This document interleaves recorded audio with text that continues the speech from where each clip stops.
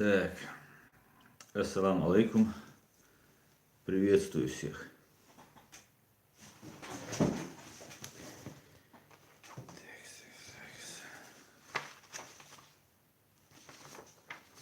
Так, видно ли меня, слышно ли меня?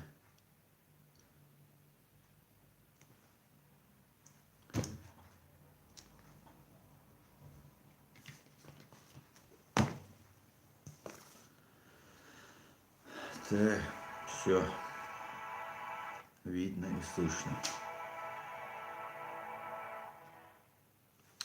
Ассаламу алейкум, приветствую всех.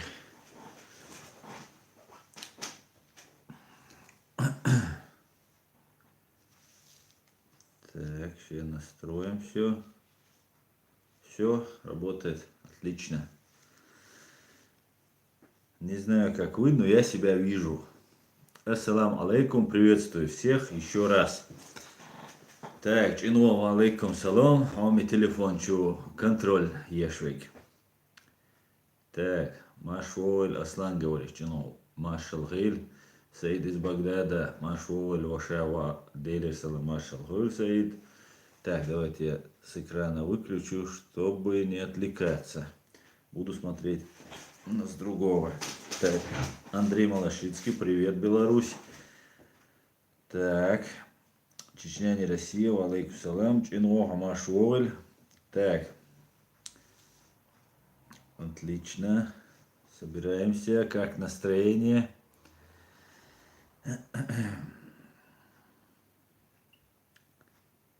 Так.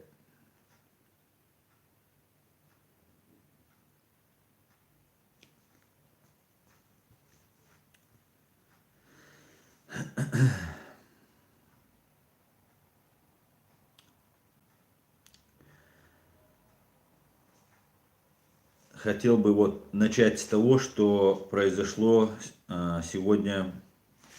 Произошла выдача гражданина иностранного государства, то есть Чеченской Республики Ичкерия, которая одной из первых была признана Республикой Грузии президентом Гамсахурди.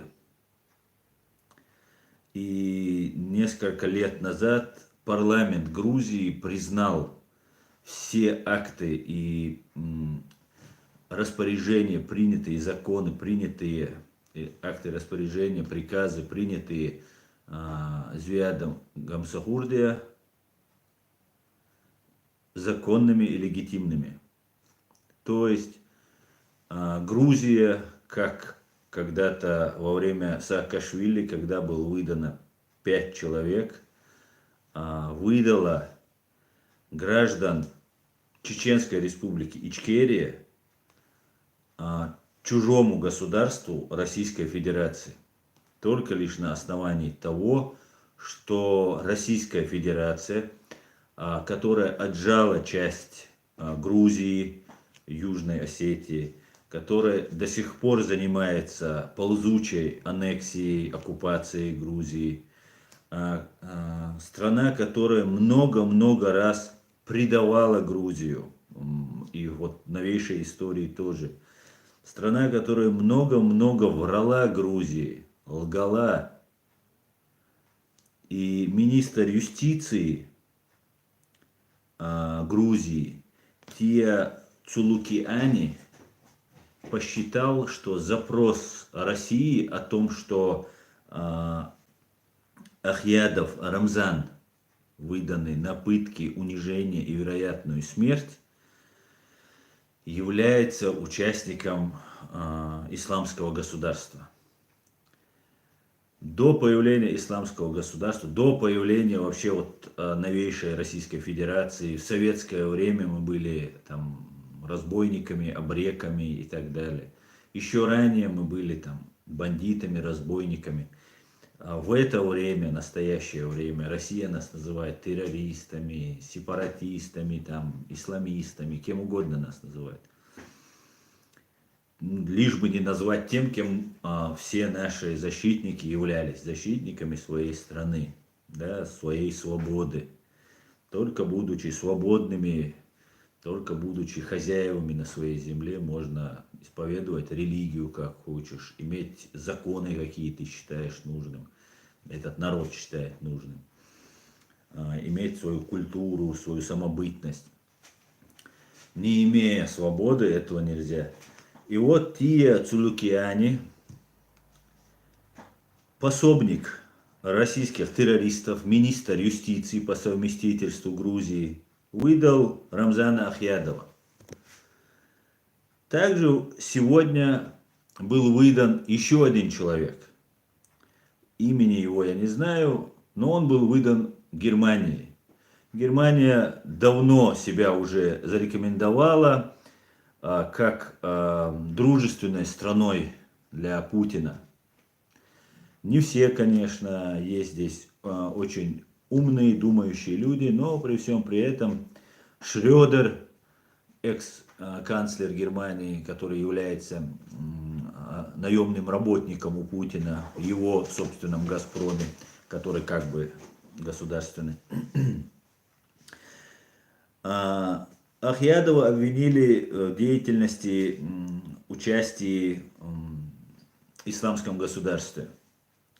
Это распространенное обвинение, которое Россия всегда высасывает из пальца и прилепляет. Ну, может быть, там в 1% случаев это может быть было правдой. На сегодняшний день исламское государство в том количестве, в котором ее ряды наполняли молодые люди с России, с Северного Кавказа и также с Чеченской республики Ичкерия, там были ребята, там, с Азии были. В основном эти люди погибли. Еще в Мосуле, в Ираке, потом в Сирии были большие потери. И многие поняли, что это радикальное движение крайних форм, оно не то, ради чего многие туда ехали. Хотя были радикальные. Возможно, какие-то еще и есть. Но при всем при этом надо признать, что любого человека, если обвинять в участии в исламском государстве, этот человек автоматически выводится из всех норм правового поля. При этом мы не должны забывать, что закон равен для всех, даже для маньяков, даже для насильников, педофилов и так далее. Им всем полагается адвокат, в том числе и вот этим крайним формам исламистов и радикализма.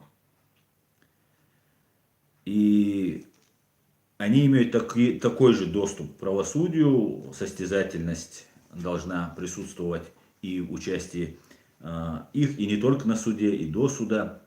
Ну вот, посчитали, что Россия держит слово, не врет. И вот как тут пишут, вот Сова тут пишет, Гия, министр юстиции по совместительству и пособник путинских террористов, Гия Цулукиани заявляет: передача этого человека была осуществлена сегодня утром. Дело касается экстрадиции обвиняемого в терроризме, в том числе в мобилизации людей в интересах исламского государства из-за эпизода борьбы на стороне исламского государства в 2012-2015 годах. Так вот, что-нибудь министр юстиции хотел бы сказать по поводу убийства граждан Грузии, Южной Осетии, о ползучей аннексии своей страны, о том, что Грузии не дают развиваться, и ставленники, и агентура России просочилась, как только Саакашвили и его единомышленники отошли от власти, отстранены, отодвинуты были от власти. Эти люди, вот, получается, были носителями, стержнем вот, правового, демократического, прогрессивного развития в Грузии. Ну вот сегодня олигархи Иванишвили и другие пособники террористической России вот, выдали Ахьядова. Больше по этим эпизодам, продолжает Цуликиани, ничего сказать не могу, но борьба с терроризмом и международными преступлениями была, есть и будет приоритетом нашего государства, исходя из интересов нашего государства. Я не знаю, насколько убедительны были доказательства, которые были предоставлены министру юстиции, но министр юстиции мог бы наказать или содержать его в своей стране, в тюрьме, или выдворить в любую другую страну, да, или отправить его там куда-нибудь там в другую страну. Также известно, что 39-летний чеченец Рамзан Ахьядов проживал в Грузии с 2017 года вместе со своей супругой и 4 детьми. В декабре прошлого года он попал в поле зрения грузинской полиции, ну и так далее.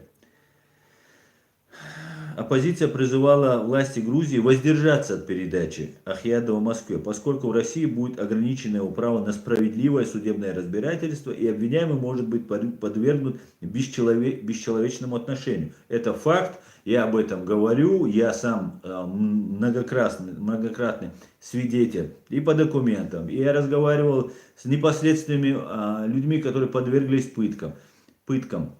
Здесь в Европе очень много выехало сюда чеченцев, которые подверглись пыткам. Несколько дней назад я буквально говорил с человеком, которого просто нечеловечески пытали и унижали. Он это все подробно рассказывает. Я об этом все время говорю, все время доносится, говорят наши официальные государственные наши органы. Много лет об этом говорят. Ну вот, министр юстиции почему-то посчитал, что ему ничего не угрожает, потому что Тия Цулукиани утверждает, Грузия получила от России письменные гарантии защиты прав Ахьядова. Понимаете?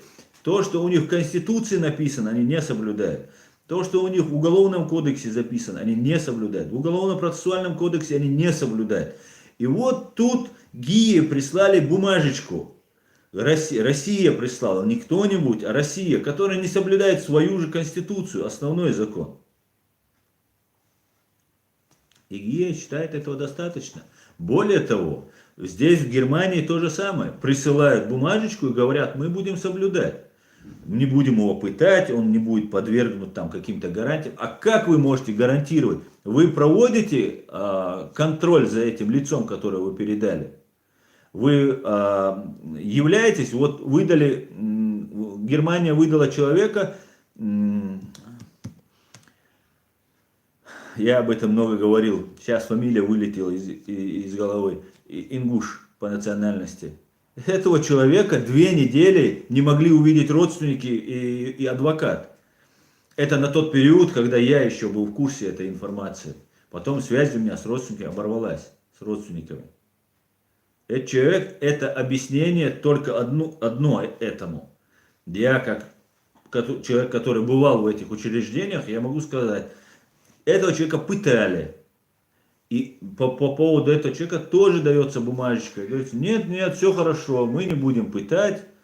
А в Уголовном кодексе как будто написано, что можно пытать. Или в Конституции, что у людей нет там прав на достоинство, там, применение там, моральных, физических и других истязаний.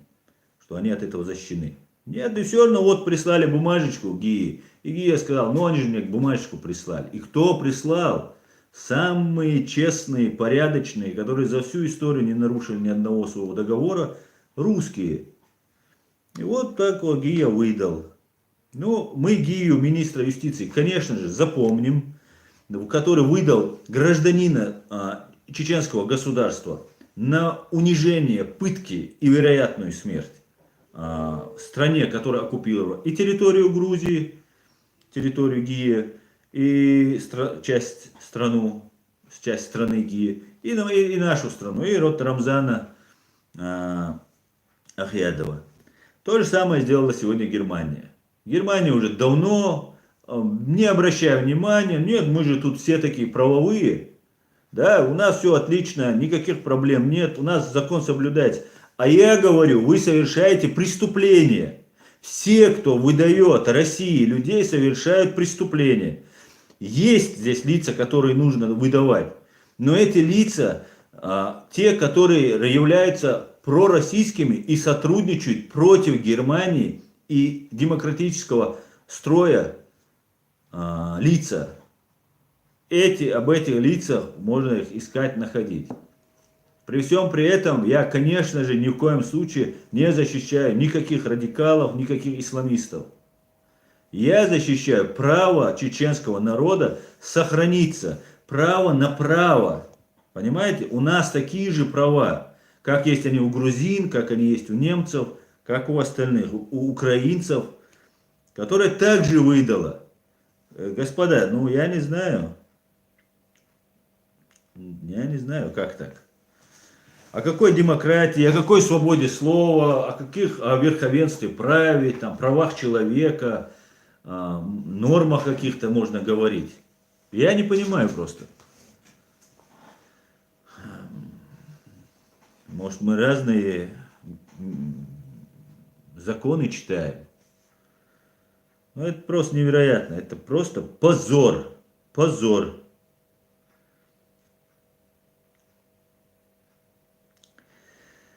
Так, перейдем к следующим вопросам. Ну, после вот такой вот новости хотелось бы что-нибудь и хорошее, позитивное сказать. Сегодня вышел на свободу политзаключенный, борец, о котором я проводил эфир, Борис Стамахин. Человек, который является на самом деле честным, порядочным и принципиальным, последовательным сторонником прав человека, демократического вектора развития России, которого Россия не поняла. Правозащитники, российские правозащитники, не обращали никакого внимания на Бориса Стамахина. Только редкие волонтеры пытались ему, редкие его там друзья, кто понимал его, сочувствовал, пытались помочь. А вот эти все маститые Орловы, Ганушкины, там, которым открыты большие двери, оставили без внимания Бориса Стамахина. Хотя он не исламист, он, по-моему, даже не верующий, абсолютно никакой религии не имеющий отношения. Человека посадили в 2006 году за статью «Мысли преступления», да, как в советское время это было. Крамолу написал, вот за крамолу сел. Получил тогда он, я вот не помню, по-моему, 3 года он получил. Потом отсидел он, вышел в 2009 году и в 2011 году, по-моему, через 2 года, снова был арестован и уже получил 7 лет. 6,5 лет, и потом еще ему там докинули уже на зоне. На зоне он подвергался унижениям, притеснениям, нарушениям прав. Что обычно происходит в России, что следовало бы знать немцам. Приезжают правозащитники, те же маститые правозащитники российские, и рассказывают, что толику правды, только долю правды. В Берлине рассказывают, что происходит в Чечне, нет никакого закона, никакого правосудия. Прямо Ганушкина сидит, и вот надо признать, она в это, и Милашина, журналист «Новой газеты», заявляет, ну нет никакого закона, это путинщина все, все это ГБшная преступная организация. Ну, так они не выражаются, только я так говорю от себя. И вот они говорят, там нарушения, убийства, пытки и так далее. И при всем при этом Германия выдает людей. Я не знаю. Уважаемые немцы, пожалуйста, приготовьте таблички, которые есть перед домом, где раньше жили евреи. Они тоже были депортированы, тоже все люди не обращали на это внимания, все было отлично. Выводили какого-то там черноволосого, кучерявого парня, или девушку, или бабушку, или дедушку.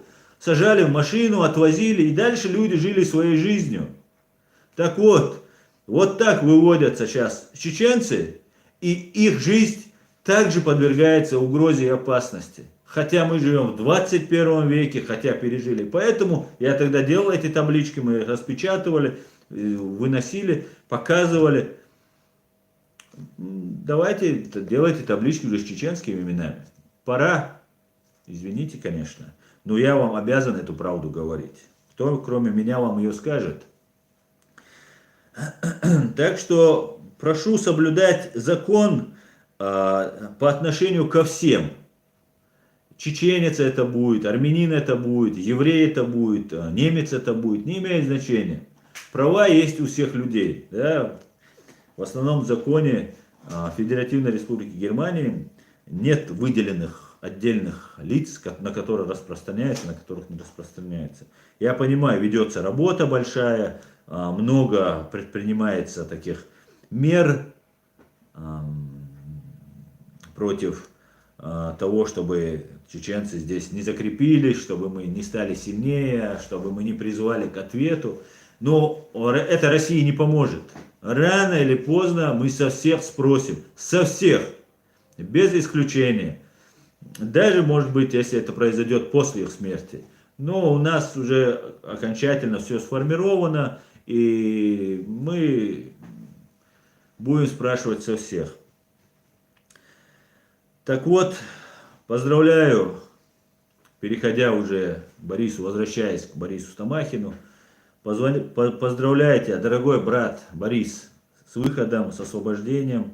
Призываю тебя как можно быстрее покинуть эту фашистскую страну ради того, чтобы сохранить свою безопасность. Даже, да, я сегодня читал, что у тебя надзор на 3 года, да, я так понял. И у тебя нет ни паспорта, и нет никакой возможности. Ну, есть возможности попробовать перебраться, добраться до той же Беларуси, не обязательно нужен паспорт, и пересечь как-нибудь там белорусско-польскую границу. Да, я думаю, Борис, извиняюсь, что на ты, но по-другому на вы я не могу к тебе обращаться. И вот прошу попробовать как можно быстрее покинуть. Еще раз поздравляю. Дай Бог тебе сил, здоровья, стойкости тебе не занимать. Да сопутствует тебе удача. Welcome на свободу.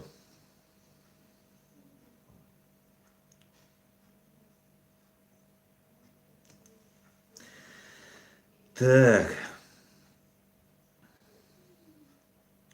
я вот сейчас почитаю ваши сообщения. Грузинский народ ни при чем, действуют такие же, как и у нас, которые родную мать продадут. Да, наверное, вы тут уже на грузин начали, как обычно, есть провокаторы, есть, которые просто горячку рубят с горячего плеча, да, как говорится.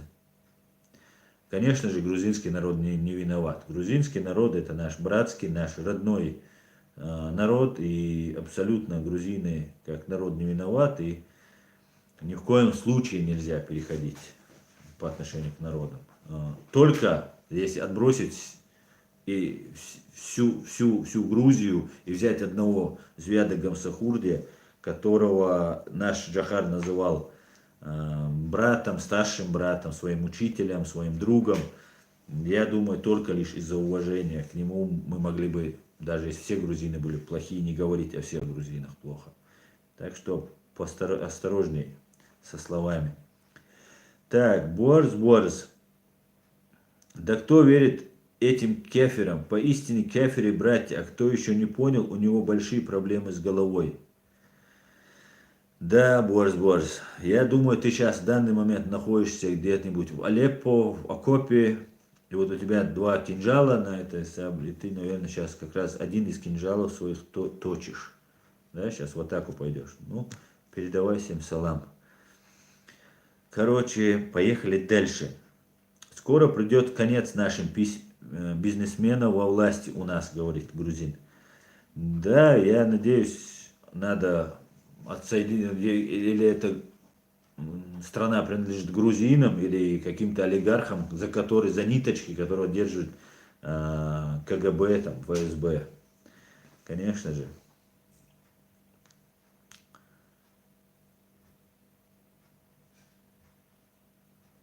Так, борс, машалла, угадал, говорит. Да?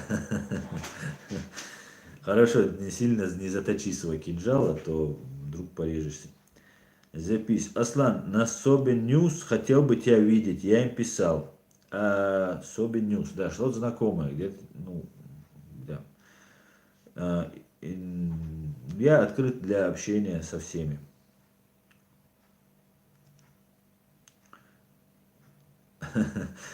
Эрнесто Сальваторес от меня тоже салам там передает. Но это он Борзу, который сидит сейчас в окопе где-то под Алеппо и точит свой кинжал.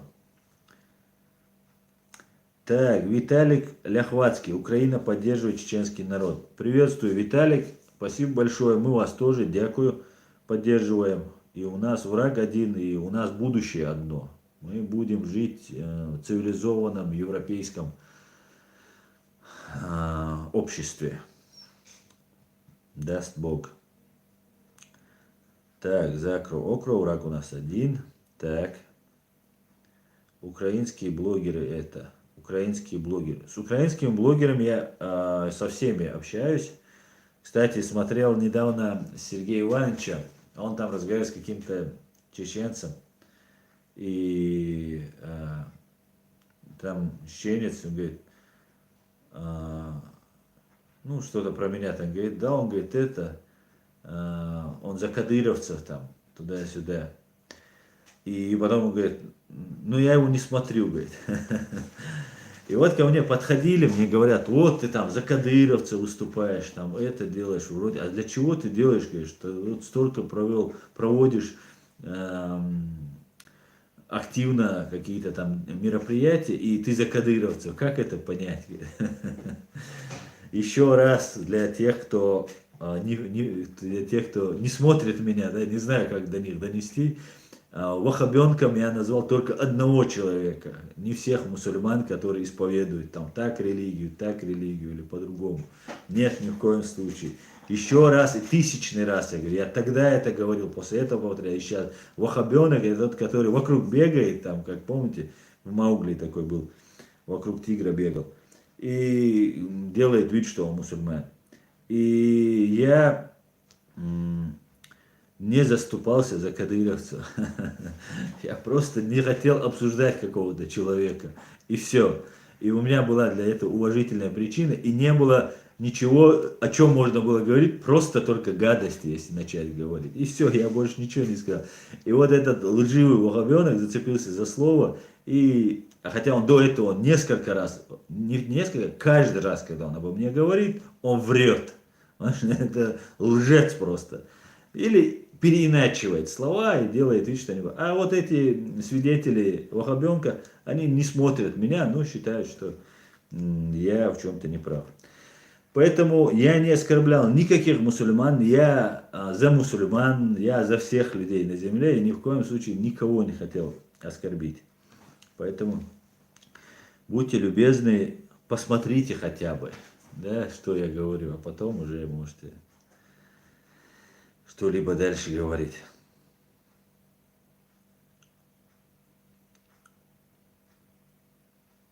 Deutschland, Аслан, а куда исчез украинский блогер? Он тут модератором был. Ну, я убрал его из модераторов. Ну, у нас никаких проблем, все нормально. Руставел. Аслан, почему Закаев снялся в польском кино в роли русский офицер или это вранье? Я не знаю, я, ну, там какой-то кадр был, может, похожий человек был, может, еще чего-то, ну, может, реально снялся. Ахмед Закаев, как нам известно, по профессии высшее образование получал в драматическом театре, и у него актерское образование. Потом он получил, это было в молодости, потом он получил политическое, военное, народно-хозяйственное и другое образование уже по ходу своей работы, жизни. А так, я не знаю, снимался он в этом фильме или не снимался. Ну, даже если он снимался в этом, ну и что? И даже если он снялся в русского офицера снял там, и что? И надо посмотреть, что за фильм, да. Арнольд Шварценеггер тоже снимался, тоже известный актер, да, и мирового уровня актер, политик, губернатор Калифорнии, по-моему, бывший.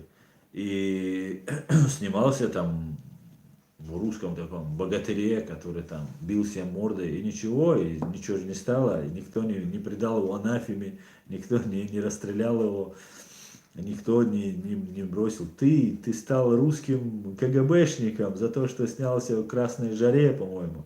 Так фильм назывался. Так, поэтому я не могу сказать, снимался Закаев или нет. Не знаю. Так, Виталий Коваленко. Добрый вечер вам, Аслан, из Днепра. Хорошее дело делайте. Добрый, Виталий, здравствуйте. Спасибо большое, спасибо за поддержку. Ну, в силу своих скромных возможностей пытаемся пробивать информационную блокаду, которую на нас вот очень жестко наложили. И потом нас еще путают. Вас, кстати, тоже очень сильно сейчас путают, там вводят вот эти спецмероприятия, спецложь постоянная, ты уже не знаешь, где правда, где ложь. И ты плюнешь и на этих, думаешь, блин, не разобраться. Ну и так далее. Поэтому будем добиваться.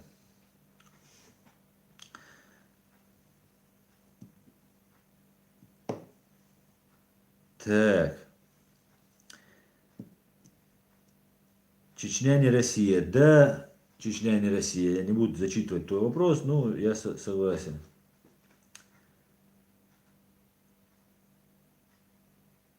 Лунный свет. Кажется, хочется пожить после развала России, чтобы не было ни Путина, ни Патрушева, чтобы справедливость восторжествовала, и мы будем приближать это время. Да, Мула. Так, Люфтваффе, свидетели Вахабенко, говорит. Так, Аслан, The Peace. Аслан, если бы он был вахабенком, не стал бы за Израиль топить. Да в том-то и дело, это же человек, ну, это же, ну, это все симуляция, имитация, понимаете? За кого угодно, что угодно, когда угодно.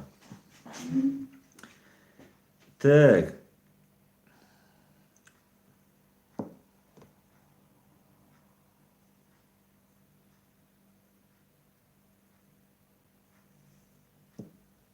Борс, ты уже нас оскорбляешь, говоря вахабенок. Ты знаешь, что значит аль-вахаб?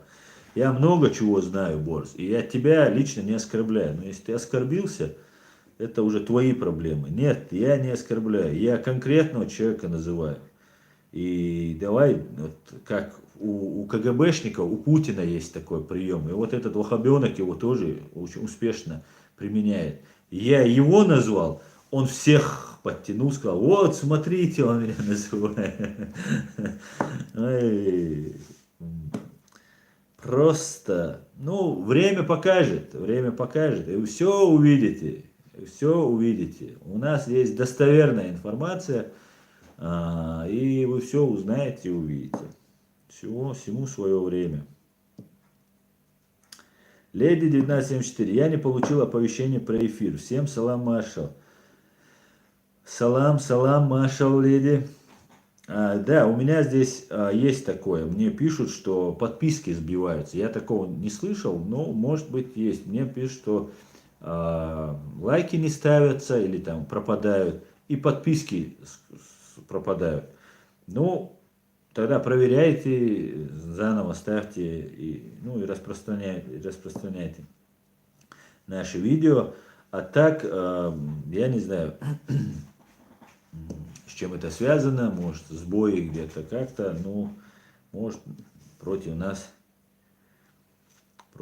работает гибня. Так. Макс Калашников. Ассаламу алейкум, Асан. Ты не думаешь, что у немцев с Русней есть определенные договоренности? Мы вам нефть, а вы нам то-то да то, то да то. А я больше чем уверен, будь на то воля Аньки, она нас всех депортировала бы. Анька это, наверное, Ангела, да, Меркель?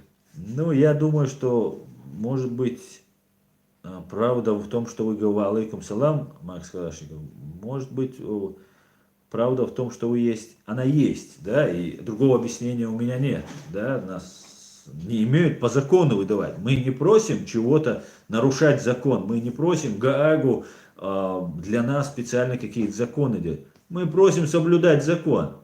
Если его не соблюдают, мы требуем, чтобы его соблюдали.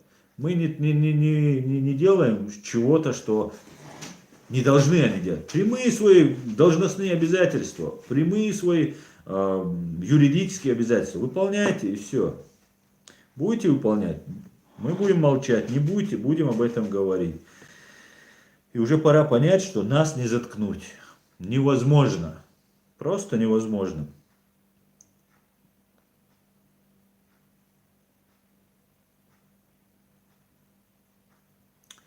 Так, Deutschland Live. Аслан Тумсо говорил вчера, Ахмед Закаев признает как человека, а как политика он его не признает. Почему такой зависть, этого я не понимаю. Это задание, это не зависть. Понимаете? Ахмед Закаев является единственным легитимным носителем власти, который сохранил преемственность власти. И для мирового сообщества, и для юридического факта более легитимного президента, руководителя, да, премьер-министра, главы нашей страны, временно оккупированной, не существует. А какие-то там болтуны что-то говорят, там, я признаю, я не признаю. Где ты был это все время? Что ты говоришь? Например, есть такой бывший председатель парламента Сараляпов. Ну, этот человек, по моей информации, я приведу сюда Хусейна Исханова, мы об этом обязательно поговорим, о господине предателе Сараляпове, который просто пытался совершить государственное уничтожение нашего государства, и потом, ну, под давлением, конечно же, да, человек, в принципе, неплохой человек, как человек, но на него было оказано давление. Сараляпов является, по моим данным, преступником. И мы обязательно у Хусейна Исханова обязательно это все подробно расскажем и обсудим это. Обязательно. Я думаю, Хусейн Исханов подробно мне это все, как мне это рассказывал, расскажет и нашим зрителям. То уже как бы человек... Давайте так, я когда сюда приехал 4 года назад, я ехал с целью начать бороться за права нашего народа. И я видел, в каком тяжелейшем условии находится, и все, ну, было очень трудно смотреть на это. Я принял решение и приехал сюда, потому что я понимал, что там в России я не могу этого сделать, потому что я буду уничтожен. И я начал искать, и я также подвергался огромной пропаганде, огромнейшей пропаганде, но я не сильно вдавался в некоторые нюансы. И Ахмед Закаева я не любил, скажем так. Честно я признаюсь. И мне много вещей на него говорили и так далее. И я начал искать, когда сюда вернулся, я понимал, что с людьми вместе я смогу сделать больше, чем один. Я начал искать людей, с кем можно выйти на контакт. И Ахмед Закаев был последним в этом списке, которому я хотел выйти на контакт. Это правда. И я искал Сараляпова, искал, Идигова искал, другие искал. И смотрел, где наша Ичкерия, наше государство, мы похоронили 300 тысяч людей. У нас есть все юридические основания. Но не может быть, чтобы не было государства. И я не мог найти этого государства. Я писал, общался часами, сутками, да, 24 часа в сутки. Я искал людей, с кем можно начать вести интеллектуальные, какие другие, правовые, какие-то работы. Не было таких людей. И вот я нашел Хусейна Исханова, нашел других, третьих, пятых, десятых, и я понял, что вот эти люди сохранили государство. Больше никто не сохранил наше государство.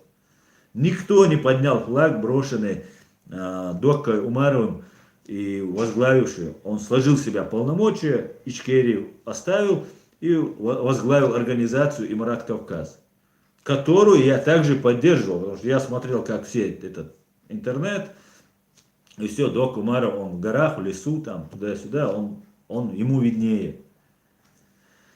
Но потом, когда этот Имарат Кавказ начал совершать теракты против мирного населения, мирных граждан, и Докка Умаров лично брал на себя эту ответственность, я уже не мог понять, потому что всех деталей я не знаю. Докка стал преемником Абдулхалима Садулаева, и он легитимный президент на тот период. И происходит вот такое, как моя страна, мой президент может совершать, мы же не Россия, мы же не Путин, мы не можем совершать, даже если против нас совершается, даже если против нас геноцид совершается. Масхадов же не совершал, Дудаев же не совершал, Абдулхалим же не совершал. Это уже является преступлением, да, терроризм, убийство мирных граждан, даже вражеской страны, даже оккупационной страны. Нельзя убивать, нельзя мирных убивать, там и женщины, и дети, и кто угодно может, старики могут пострадать. Провести диверсионную акцию какую-то, там, напасть на воинскую часть, на ФСБ, на Государственную Думу. Это как-то военное. Есть у любой войны, да, войны идут с первых дней образования, там, зарождения, там, ну не с первых, там, самых, там, начало идет, ну, десятки тысяч лет войны идут. И международное право как-то пыталось регулировать даже ведение войн. И есть такое понятие, как законы войны и обычаи войны. Они еще с древних времен идут, эти обычаи войны. Так вот, нельзя нарушать ни законы, ни обычаи войны. Так сложилось, так все люди вели. Не убивали парламентариев, да, как Россия это делает. Вызывает на переговоры и убивает президента Масхадова. Это надо еще дополнять, выяснять, но вызвали на переговоры и пытались пленить. Где это видано? Дают коридор в Украине. Выходите, мы же братья, мы же это. Понимаете, дают коридор. И говорят, мы, нас Путин послал, но мы не виноваты, но мы то да сё. Выходят и просто расстреливают людей. Такого не бывает ни по закону, ни по обычаям. Применялись кассетные, игольчатые, все, что запрещено международными конвенциями, бомбы, фосфорное оружие, химическое оружие. Ну, это всем известные факты. Так что Имарат Кавказ в моих глазах перестал существовать, когда начали проводиться там теракты против мирных населения. И кто-то, кроме России, который является военным оккупантом на территории нашей страны, посчитали, что надо вот против них там воевать, да? Нет, так нельзя. Так нельзя. Поэтому вот я пришел к тому, что и я узнал много о Сараляпове, я узнал про других, про много чего я узнал, конечно. Некоторые вещи я бы не хотел бы знать вообще, хочется забыть это все. Но вот так сложилось, так я узнал. Я нашел своих братьев, своих старших братьев, своих соратников, единомышленников, друзей. И здесь, ситуация не то чтобы хорошая, да, но она неплохая, я вам скажу честно. Ситуация меняется, и шок, который мы пережили, от него мы потихоньку приходим в себя.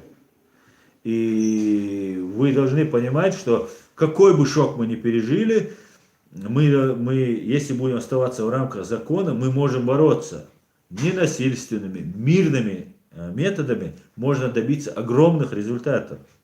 Тем более военным путем на сегодняшний день у нас нет ни армии, ни сил, кроме вот, одного добровольческого батальона, который находится в Украине. И они соблюдают свой закон, они находятся в юрисдикции Украины. Они являются по факту ну, боевой единицей, хоть они и наши, украинской боевой единицей являются. Вот такого вот плана вещи. И остальное там, кто-то хочет расшатать, вот, как я говорил, не очень хорошее наше положение, пытаются расшатать, сказать, ты не мусульманин, ты там это, ты там, вы не являетесь мусульманами там и так далее. Это просто смешно просто даже обсуждать там. Какой-то человек говорит, ты не мусульманин. Да откуда ты знаешь, кто он? Мусульманин он, христианин он. А ты вообще кто такой? У тебя личная грамота от Всевышнего Аллаха сказать, что он не мусульманин за то, что там кто-то станцевал и все являются такими. Да, я понимаю, конечно, при всем при этом против нас работает ФСБ, против нас работает Россия. Они понимают, что мы не сдались, они понимают, что мы не сдадимся. У них есть предатели, коллаборанты, которые перешли на их сторону. И они, конечно же, используют этих людей и против нас используют. И будут использовать в борьбе против нас. И мы ни на минуту это не забываем. Да? Ну, это, конечно, не будет превращаться в паранойю, ничего страшного. Будем выявлять, мы знаем, мы подозреваем людей, да, вот там есть основания полагать, у кого-то больше, кого-то меньше. Проводится определенная работа по выявлению этого человека, является ли он таким, искренен он, засланный он или нет.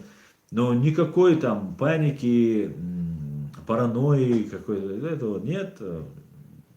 Есть вещи, которые мы тоже знаем их систему.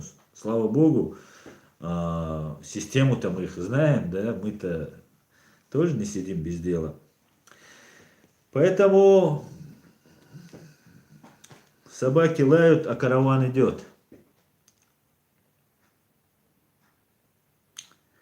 Так, Абу-Язид Ибрагимов. Аслан, ассаламу алейкум. Как ты, брат? Ты поправился после Маши? Я, брат Сейд Амина Ибрагимова. Я смотрю твой канал. Аллах, рейс хуль масерга маршал от меня. Ва алейкум салам, Абу-Язид Ибрагимов. Делишь салам маршал хуль. Да, я помню, ты мне писал, когда мы еще были там на марше. Ну, я не сказал бы, что особо поправился, но в моральном плане я очень поправился. Я нашел там отличных друзей, отличных братьев, люди с разными судьбами, да, вот я немного про Маш, да, сейчас я на ваши вопросы отвечу, и хотелось бы вот рассказать про Маш, то, что было. Я думал над тем, с кем я иду, с кем я был вот в команде, в коллективе. Это был срез всего чеченского общества. Там были разных взглядов люди, религиозных, политических, таких. Никаких радикалов, никаких. Все друг друга понимали, поддерживали, спорили, дружили, проявляли друг другу рылк. И было очень приятно со всеми быть. И я морально, на самом деле, получил огромное удовольствие. И как бы из зоны комфорта надо время от времени, конечно же, выходить. А в нашем деле в зону комфорта возвращаться до полной деоккупации и привлечения виновных к ответственности за те страшные преступления, которые над нами провели. Конечно, мы не имеем права, что бы ни случилось, да, и мы должны продолжать нашу борьбу. Поэтому было очень интересно. Массерна, Дейрейс, Хуль. Массерна. Так. Поехали к вашим вопросам теперь. Перейдем к вашим вопросам.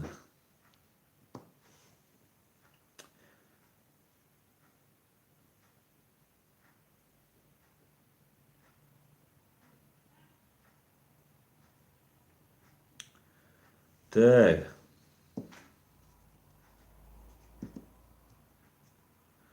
Чечня не Россия. Путин и Кадыров и Тумсо бензакая легитимный вац, олшкайца вацма. Хавиан Ждина причем. Только выскочил со своего мопеда, короче, и сразу же такфир там и так далее. Так, поехали дальше. Елена Орлова, ваша правда, поддерживаю во всем и всегда удачи. Спасибо, Елена, спасибо большое. Так, мне писал тут один парень, что я не читаю его вопросы. Я постараюсь сейчас найти его вопросы и ответить на его вопрос. Так, пока не вижу. Так, Тойзан, валла нохчи, махкитер должен дать, что сколько можно вестись на КГБшные проекты типа Тумсо, когда вы поумнеете. Валла цаха сунам, говорит Тумсо. Тойзан, Тойзан.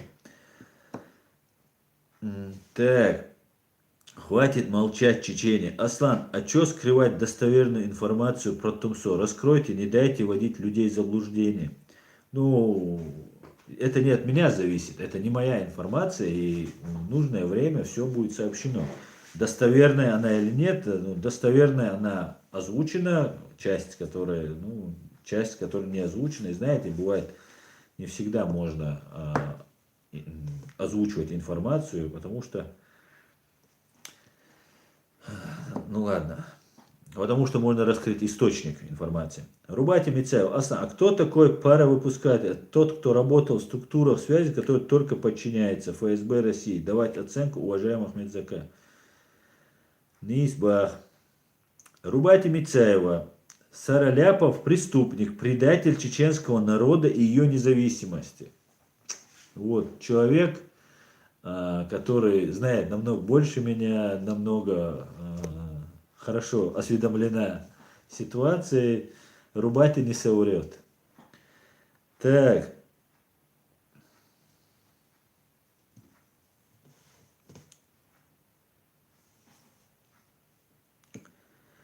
Эрнесто Сальваторес. Можно поподробнее о Сараляпове? А то я не знаю, кто он и что он представляет из себя. Вот только что Рубати сказала, я основываясь на вот той информации, которая есть у меня, и подтверждаю, что этот человек является, ну, как минимум, не другом Ичкерии. Хотя был когда-то или депутатом, или председателем парламента на какой-то период времени уже здесь. Ну, короче говоря, все вы узнаете обязательно. Обязательно я с Хусейном Исхановым, который в курсе всех этих дел, обязательно с ним я устрою стрим. И, может быть, с Айдамином, кстати, мы тоже хотим, с Айдамином Ибрагимовым тоже хотим устроить, ну, записать интервью и, конечно же, тоже поговорим. Эрнесто Сальваторес. В любом случае, Докка был уном, и я его уважаю. Далде Олвойле. Эмин, Далде Олвойле.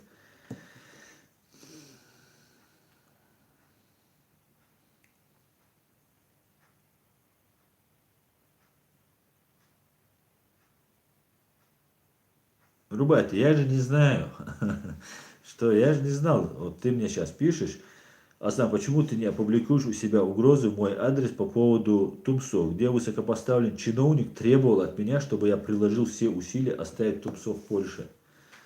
Я не знаю, я же не знаю про эти угрозы. Мы с тобой обязательно увидим, мы должны, ты права, Рубати, нам надо провести митинг. Мы сейчас выжидаем, я думаю, на следующей неделе уже надо провести акцию для того, чтобы немецкие власти, ну, хоть что-то сказали. Сейчас поступила информация, не знаю, насколько правдива она или нет. Если да, то подтверди, Рубати, что семью Хангашвили хотят депортировать. Ну, вероятно, в Грузию, да, если они, я не думаю, что они граждане России. И мы обязательно и обсудим этот момент, и расскажешь мне поподробнее, что там, да как там. Конечно же, все, что хочешь, мы, конечно, это можем все озвучить и рассказать.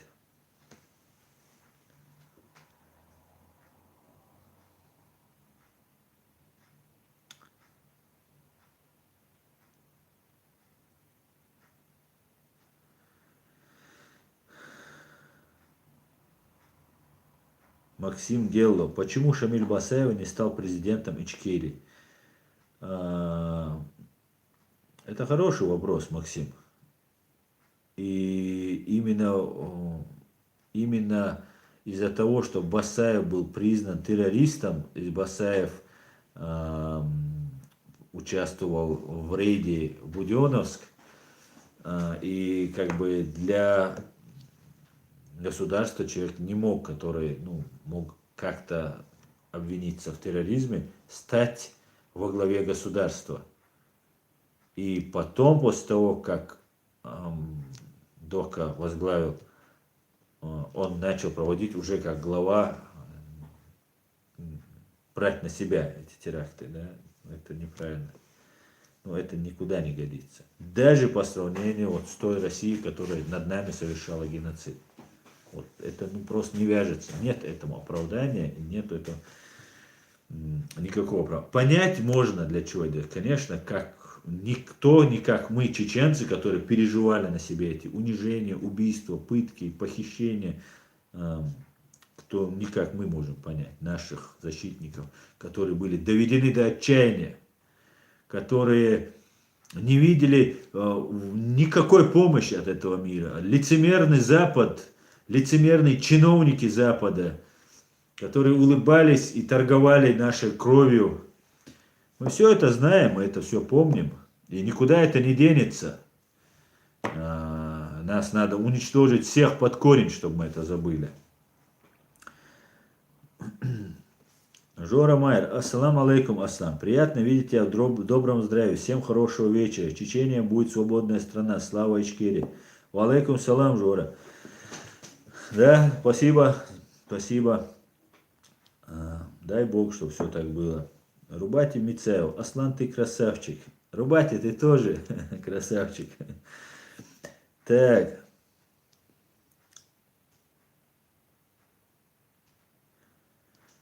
Так.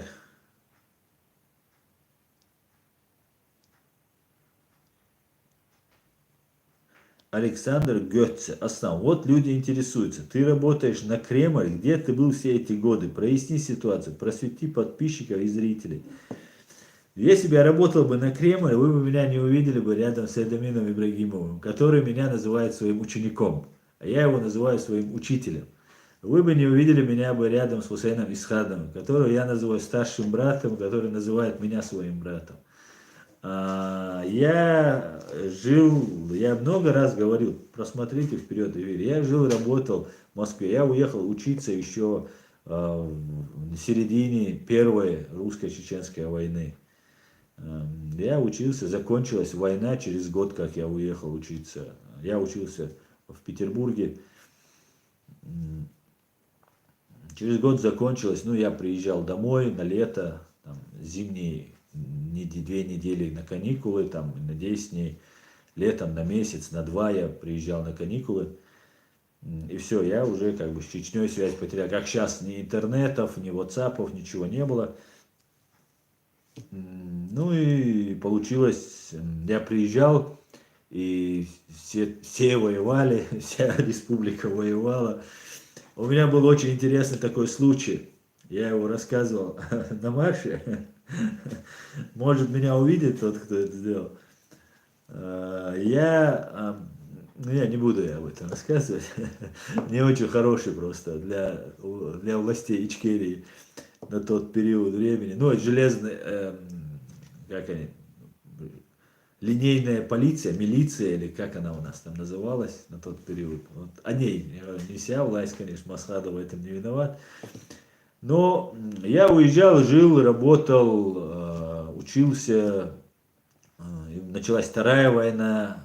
Когда началась Вторая война, я уже занимался поддержкой родственников, друзей, знакомых, незнакомых, там, писал бумажки, ездил в больницы. Как все, кто жил в Москве, прекрасно знают, кто имел маломальскую возможность помогать, мы все должны были помогать.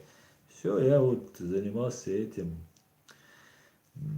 Потом пришлось уехать. Да, я об этом много раз говорил. Кому интересно, это можно узнать. А тот, кто говорит, что я работаю на Кремль, Ну, некоторые говорят, что я работаю на ЦРУ, например. Мне эта версия больше нравится. Но я работаю на чеченский народ. Ни на ЦРУ, ни на Кремль, никогда я не буду работать. Я работаю на чеченский народ. Меня интересуют только права моего народа. Все, самого ущемленного. Если бы он был бы не самый ущемленный, клянусь Всевышним, я бы не занялся бы этим делом. Потому что это не мое, мне это, я это избегал всегда этой публичности, мне это не нравится. Это трудно, это уязвимо, это тяжко. Поэтому вот такие вот дела.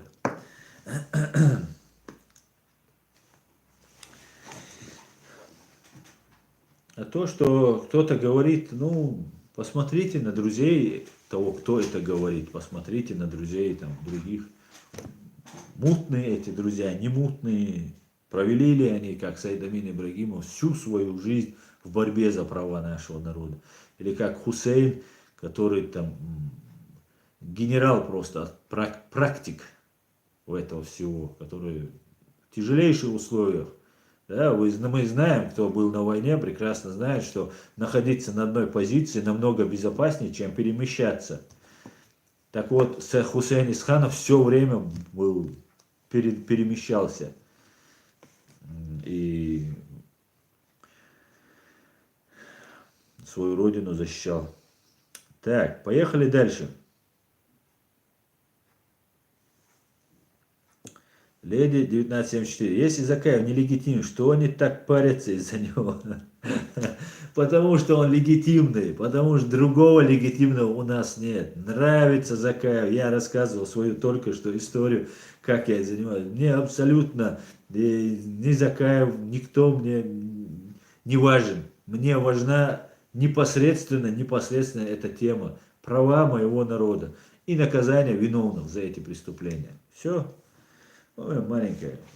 И если бы он не был бы легитимным, они бы о нем не говорили бы так сильно, они бы не пытались дискредитировать, создавать какие-то там симулякры, имитировать какую-то там эту деятельность, а потом взять и бросить вот это знамя, которое у него отберут, там, к ногам вот этого кровавого карлика. Мы этого не позволим, извините. Так, Людмила, ассалам алейкум. Аслан, если подать в Европейский суд на нарушение Конституции 1924 года, где сказано, Лениным каждая республика имеет право на самоопределение. Ва алейкум салам, Людмила. Ну, знаете, кроме того, что Ленин в 1924 году сказал, что каждая республика имеет право на самоопределение, нас включили, это долгая история, да, вы слишком назад ушли. После этого еще столько этих было, этих законов. Нас не только нам не дали права на самоопределение, нас даже урезали с союзными республиками. Чеченскую республику, Чечено-Ингушскую республику сделали автономной в составе РСФСР. Вот как было. А в 90-м году был принят закон, 2 акта, как раз они у меня тут есть. Так, 26 и 10 и 26 апреля были Верховным Советом 1990 года, Верховный Совет СССР, который был верховной властью в стране на тот период, принял 2 судьбоносных для народа СССР закона. Это в 90 году, 10 апреля и, как я сказал, 26 апреля. 10 апреля закон об основных экономических отношениях Союза СССР, союзных и автономных республик. И 26 апреля закон о разграничении полномочий между Союзом СССР и субъектами Федерации. Кроме общих положений данных законов были 2 статьи, которые кардинально меняли статус автономных республик. Они приравнивались в правах с союзными республиками. Закон от 26 апреля 1990 года, статья 1 гласит, что автономные республики, как и союзные, являются субъектами федерации.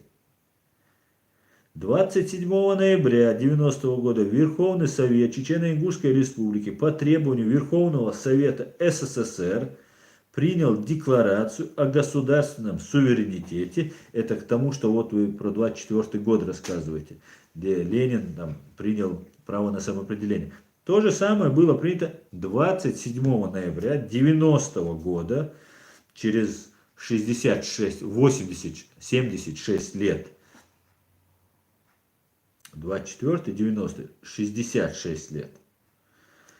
Верховный Совет Чечено-Ингушской Республики по требованию Верховного Совета СССР, понимаете, Верховный Совет Чечено-Ингушской Республики, это высшая власть Чечено-Ингушетии, по требованию Верховного Совета СССР принял декларацию о государственном суверенитете, которая означала выход республики из состава РСФСР перед августовским путчем в 1991 году в Москве. Чечено-Ингушская республика уже около года просуществовала в качестве союзной республикой, признанной законодательством СССР и России равноправным субъектом СССР, что позволяло стать независимым государством после распада СССР, как это случилось с 15 союзными республиками. Вот ответ на ваш вопрос. Мы подаем в суд, мы ходим, мы просим, мы требуем, но видите, мир отворачивается. И что мы должны сделать? Два выхода у нас есть, точнее 3, если самоубийство считать выходом. Это продолжать требовать, да, требовать, потому что другого рычага давления нет, ну, если не считать самоубийство, или самосожжение на какой-нибудь площади, или же стать и подчиниться этому, и стать россиянами. Я лично с этим не согласен. Я уверен, есть наш народ с этим не согласен стать россиянином. По крайней мере, я не вижу ни одного человека, который хочет быть россиянином.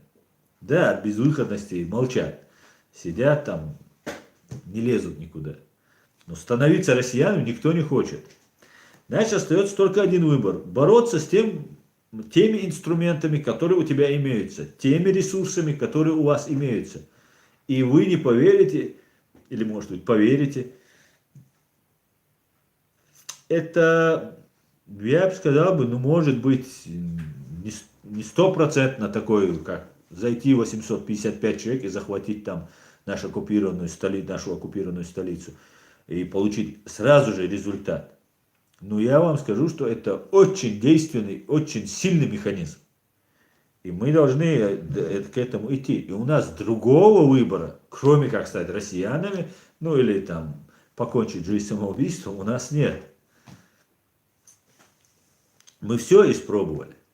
И вот сейчас Грузия выдает чеченца на пытки и смерть.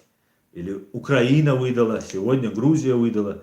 За то, что он участвовал в Сирии. Но постойте, весь мир, весь западный мир, Соединенные Штаты, Германия, Франция, все остальные страны оставили чеченцев один на один с монстром. И вот из этих 3 вариантов стать россиянином, бороться в соответствии с международным правом и покончить жизнь самоубийством. Так вот, некоторые люди предпочли вот этот способ. Нам не оставили выбора, а это, как известно, если вас вынуждают к этому, и у вас нет другого выбора, это смягчающие обстоятельства, даже если вы совершаете преступление. Поэтому, конечно, мир жесток, нас никому не жалко, там, и все такое, права человека чаще всего только лишь декларируются, и все это прекрасно, я это знаю на опыте, я с этим сталкиваюсь, но другого выхода же нет, мы будем бороться, я вас уверяю, мы победим, у нас есть все возможности победить, и это не зависит ни от кого, кроме от нас самих. Мы будем добиваться, мы будем требовать соблюдения закона. Да, будем объединяться, не распыляться там. Ты так молишься, ты так смотришь на это. У тебя цвет волос такой, ты там кривой, ты косой. Нет. Мы будем всеми доступными способами добиваться освобождения нашей Родины. и привлечение всех виновных к ответственности. Так что, такие вот дела. Перейдем к вашим вопросам. Так.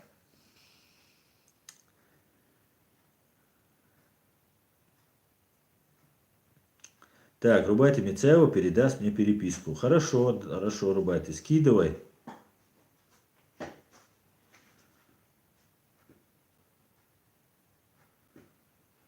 Так, Дина Мади, Асан, ответь, пожалуйста, почему, когда мы забыли о депортации наших предков в 1944 году, и почему сейчас чеченцы из Чечни пытаются доказать всем, что находятся за пределами Чечни, ты перестаешь быть чеченцем? Почему и когда мы забыли о депортации наших предков в 1944 году? Мы не забыли. Например, могу сказать за себя. Мы каждое 23 февраля проводим, ну, во-первых, никто не забыл, но мы проводим, напоминаем другим, проводим митинги. Проводили в Гамбурге, проводили в Берлине, проводим. Наше правительство Ичкерии проводит, я присоединялся к ним неоднократно. Мы это не забываем и никогда не забудем. Если мы простим это, забудем это, над нами это снова повторится, и, конечно же, мы это не будем забывать и будем требовать сатисфакции, восстановления справедливости. Почему сейчас чеченцы из Чечни пытаются доказать всем, что, находясь за пределами Чечни, ты перестаешь быть чеченцем? Нет, смотрите, для того, что вот здесь мы сидим и говорим то, что мы думаем. Да, это мы совершаем по российской классификации, мы совершаем мысли преступления. Мы говорим, за что можно посадить. Свобода слова, которая является основным фундаментом демократического правовых государств, там это лишено. Значит, мы можем говорить только тут. Мы можем выехать сюда и, используя все рычаги, которые нам позволяют международное право, законы той юрисдикции, той страны, в которой мы находимся, можем бороться за свои права. Мы будем бороться. Так вот, им ничего не остается сделать того, чтобы нас назвать не чеченцами. Нас называют евроичкерийцами, еврочеченцами и так далее. Но Чечня, наша страна, Чечения, она находится и так в Европе. Все чеченцы евроичкерийцы. Вся наша Ичкерия, она на территории континента Европы находится. И мы являемся, единственное, нам не повезло, и грузинам, кстати, тоже, что между нами оказалась вот эта Россия, между вот этой большой частью Европы, цивилизованной Европы, и нашего Кавказа. Вот посередине оказалась Россия.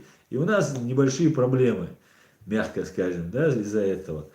Но что поделаешь, в России тоже есть адекватные, здоровые силы, на них я особо не рассчитываю, но они есть, и когда-нибудь, возможно, ну, они начнут что-то делать. Ну, или мир принудит их к этому когда-нибудь, потому что, ну, это не может продолжаться вечно.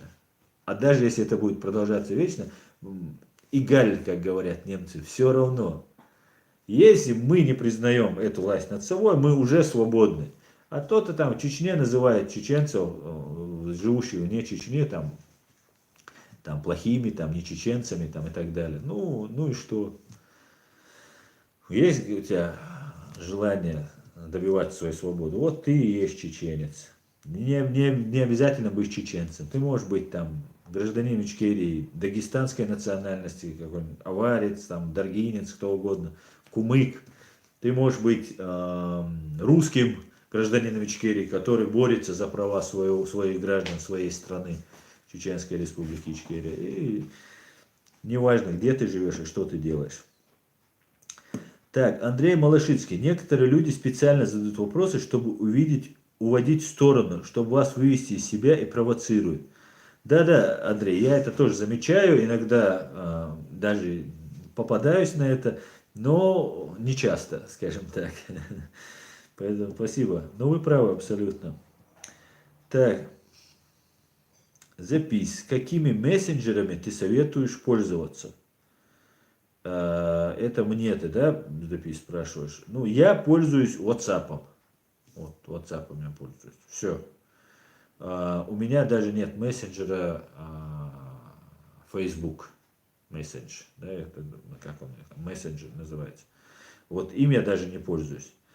Еще раз, Telegram это ФСБшная тема. И ни в коем случае, кстати говоря, поздравляю Касперского, генерала ФСБ Касперского, который очень долго и упорно внедрял свои программы в американские и во все мировые компьютеры. Вот эта программа антивирус Касперского, точнее вирус Касперского, который КГБ во всем мире распространяла. И вот пришли к тому, что вот американцы запретили на всей территории КГБшный Касперский. Ну вот, что и следовало доказать. Но американцы знали, долго идет процедура, там закон есть закон. И нужно соблюсти все вот эти юридические процедуры. Вот они соблюдены, и все. До свидания, Касперский. То же самое я советую. Не то, что вы пишете в Telegram, вы пишете туда. И вы можете посмотреть, кто уходит пользоваться в Telegram. Все, вы можете смело знать, что эти люди нечисты на руку. Или же человек не понимает, если ему доносят. Или же если он понимает и продолжает это делать, он слишком верит своему руководству, которое ему говорит, пользуйся этим телеграммом. Или же он сам является вот абсолютно добровольным помощником гибни. Нет, Телеграм ни в коем случае нельзя пользоваться. Телеграм это вражеская, античеловеческая, я бы даже сказал, ФСБшная программа. Я пользуюсь WhatsApp. Не могу сказать, что 100% гарантирует безопасность для общения, хотя они пишут, что чуть ли не ДНК их у WhatsApp, что все шифруется там и так далее и тому подобное. Я могу сказать точно одно. Ни в российском суде, ни в немецком суде я не видел ни одной переписки, добытой, перехваченной третьей стороной между общением двумя абонентами. Только лишь когда один телефон попадает в руки правоохранительных органов, только тогда выясняется, о чем говорили. Даже если кто-то пытается удалить данные, есть телефоны, которые сохраняют и архивируют это все дело. Поэтому, не знаю, я пользуюсь только так. Ну, мне, в принципе, скрывать нечего, но есть вещи, которые я бы не хотел бы, чтобы узнала Россия, допустим. От России у меня, конечно, есть что скрывать. Много чего у меня есть от России скрывать. А так, я, конечно же, я понимаю, что за мной идет охота, уже там много чего я знаю, ну и, конечно, хотят узнать, кто я, что я, ну и там, если не сразу уничтожить, ну попробовать там, я не знаю, попробовать как-то на меня повлиять. Ну, это у них не получится, да, мула.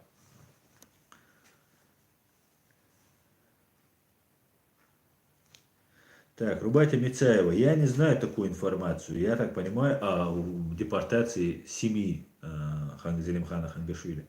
По крайней мере, сейчас немцам не до них. Идет расследование убийства его, и я не думаю, что на этот период они осмелятся депортировать.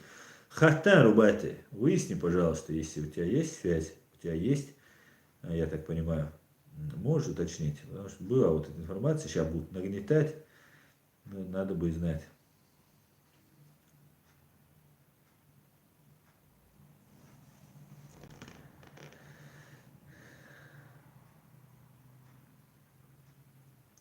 Эрнесто Сальваторес. Истинная правда, Аслан. Так все и было. Не было помощи ждать от кого-либо. Поэтому многие шли, конечно, на эти ошибочные шаги. Конечно, и они были ошибочные-то, ну, мы с тобой сейчас обсуждаем, я так понимаю, что наши молодые ребята и девушки уехали там в Сирию. Мы с тобой прекрасно понимаем, что эти ошибочные шаги были ими совершены из-за активной, да, есть такой, да, термин подстрекательства, активного подстрекательства. Мы знаем, что в Дагестане выдавались паспорта для того, чтобы люди могли уехать. Ему приходили и говорят, да, ты очень такой набожный, верующий человек, но тебе жизни здесь не будет. Тебя убьют. Да вот тебе паспорт, я твой брат, Кондрат, я тебе помогу. Вот тебе паспорт, давай езжай в Сирию, там примкни там и так далее. Как бы по-братски, да, это советуют. Ну а что у тебя еще остается? А там уже все, там и халифат, и все, и судный день сейчас будет, и Махди явится, и все, сейчас будет близка победа. Ну, а выбора, когда у тебя нет. Поэтому надо понимать, что этих людей погнали туда. Да, кто-то уехал добровольно, из этой Европы тоже. Но некоторые вынудили туда уехать. Вынудили. И тот же обман, который был на людей, это тоже большое значение имеет. Так, поехали дальше. В России нет ни оппозиции, ни правозащитников. Правозащитники в России это бывшие тюремщики, менты, палачи. Не может так, что сегодня ты изверг, мент, а завтра ты правозащитник.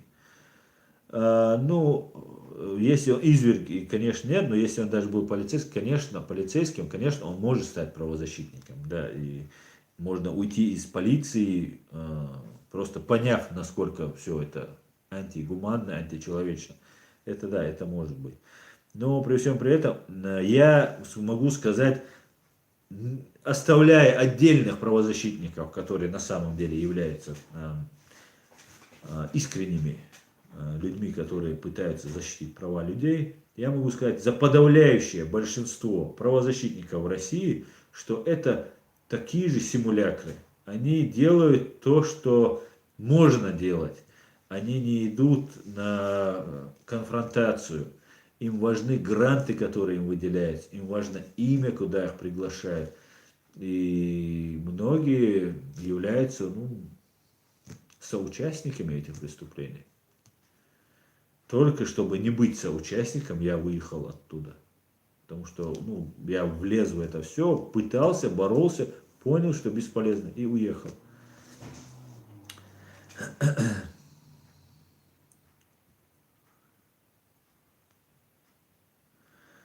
Так, рубайте Мицаева. Дерез рубайте. Далмула. Он хита хирукса, далмула. Он хит чуладик хирукса, далмула.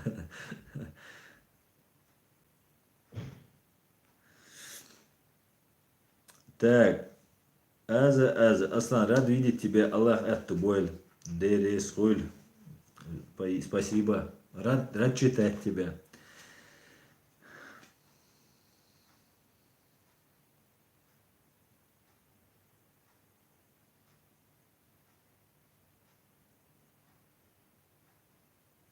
Так, я тут один вопрос зачитал, тут самый умный появился, и началось вот с такой интересной фамилией.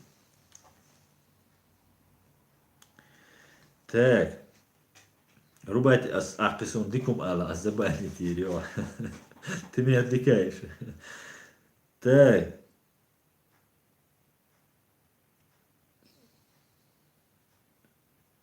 Лунный свет. Я понимаю, что мы много информации не знаем, и здесь мы стараемся услышать ее. С чата и Аслана есть возможность узнать правду. Да, мула. На задании Варана, бо он мне говорит сказать, что я был на задании. Ну, я был на задании, да, я был отправлен Дудаевым, внедрен. Но это большая тайна. Я ее как-нибудь потом расскажу.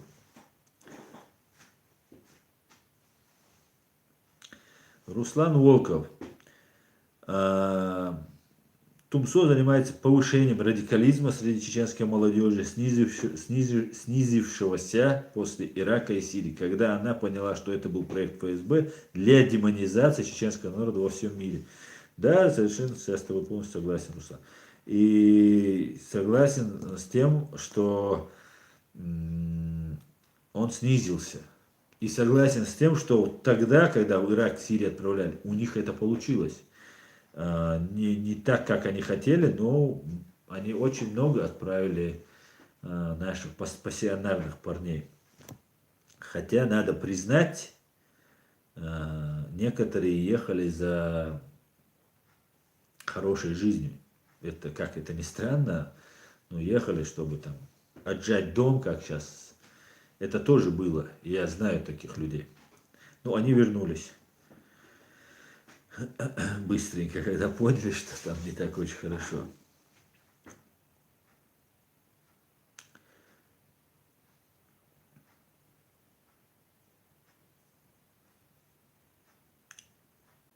Дух свободы. Аслан, мы верим тебе. Мы знаем, что ты не на ЦРУ работаешь и на Кремль. Ты защищаешь наши права. Ты молодец. Делай свое дело. Дел рейс хуль. Дух свободы. Дел рейс хуль.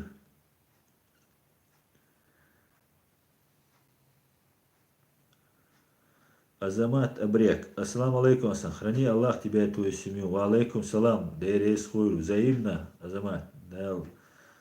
Дай Аллах, чтобы твою семью и тебя хранил. Нас всех хранил.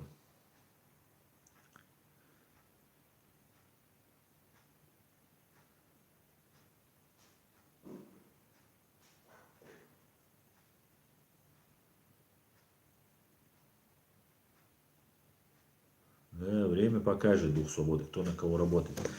Так, ой, сколько я пропустил. Все, я извиняюсь, что пропустил.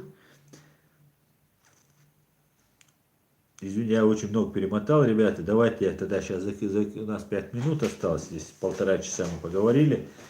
Хорошо поговорили. Я сегодня буду еще в чат-рулетку после общения с вами пойду.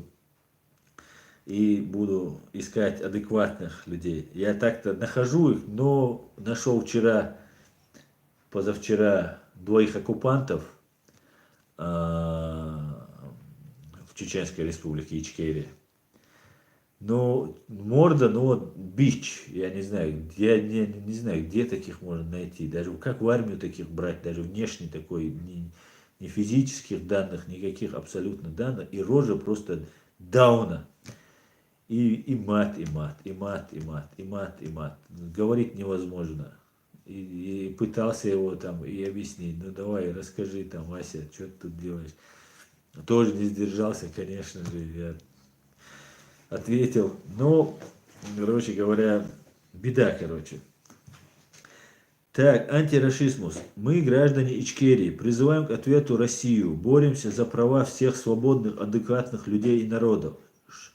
100 незначительных тычков, сделанных в сторону убийцы, складываются в один сокрушительный удар. Абсолютно с тобой согласен. Очередной раз, уважаемый антирашизмус. ДРС хуйлом.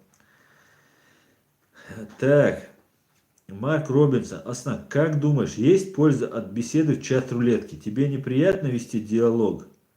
Но это интересно. Вноси в канал эти ролики иногда. И да, смотри канал, оставьте лайки, это несложно. Да, Марк Робинсон, есть польза, мне кажется. Конечно, есть.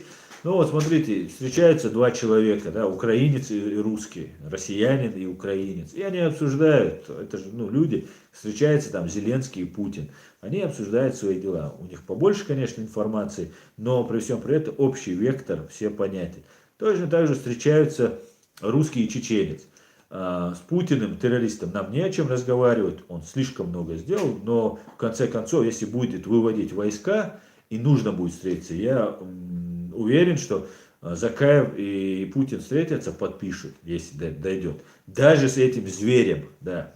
Я бы не пошел бы, потому что я не лидер чеченского народа. А когда ты лидер, ты должен какие-то рамки придерживаться, отбрасывая свое все. Даже если будет выводить войска, конечно, подпишет. И, остается что? Мне с русским сесть и поговорить. По-чеченски русский не говорит, но я говорю по-русски. Вот мы садимся с ним и обсуждаем. Это не подготовленные какие-нибудь люди, хотя, может, и подготовленные там тоже есть, но это не какие-нибудь медийные персонажи, это обычные люди. Трудно найти трезвого и не матерящегося, потому что мой контент не позволяет мат, хотя он у меня на моем эфире раньше чат-рулетка где-то проскакивает. Так что, приходится общаться. И его-то я не перевоспитаю. Может быть, перевоспитаю, но может, скорее всего, не перевоспитаю. Но это не важно. Важно то, что я пытаюсь донести свои доводы до него. И меня смотрят там, вот сейчас смотрели последний мой ролик 17 тысяч человек. И 17 тысяч еще посмотрят. Есть ролики 100 тысяч просмотров, есть 300 тысяч просмотров. И люди понимают, что есть такая позиция и вот такая позиция. И кто убедительней? Какие аргументы у русского, какие аргументы у чеченца? У россиянина и гражданина Ичкерии. И вот эти два человека обсуждают.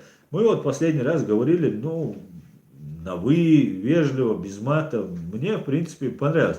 Может быть, я его там немного подкалывал, пытался там язвить я, что, может быть, было не совсем правильно, я, может, его даже и обидел этим. Хотя человек тоже, не замечая, отказывал мне в праве на мою страну. Ну, это как? Это как?